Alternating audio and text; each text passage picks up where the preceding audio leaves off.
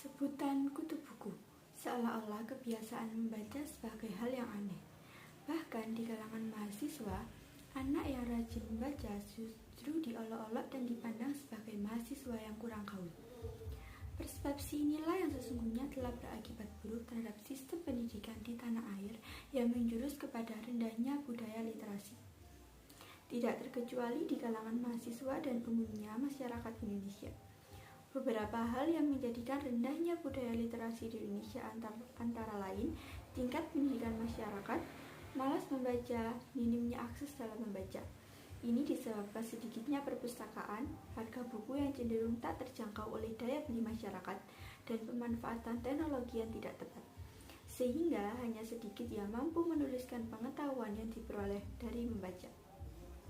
Menurut data dari UNESCO, disebutkan bahwa minat baca masyarakat sangat memprihatinkan, hanya 0,001%.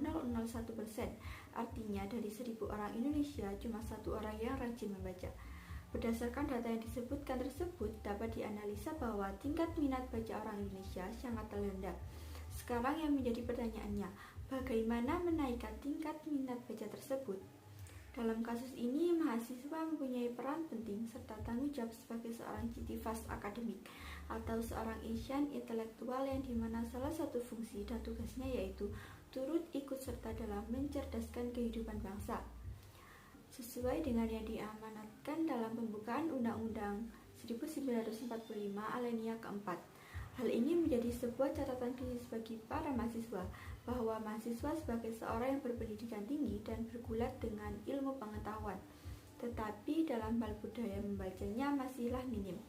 Padahal membaca merupakan sesuatu hal yang wajib dilaksanakan rutin bagi insan akademis seperti mahasiswa. Dari problematika yang terjadi, harus juga kita menyinggung akar permasalahannya atau faktor-faktor yang menyebabkan tingkat minat baca di kalangan mahasiswa itu rendah.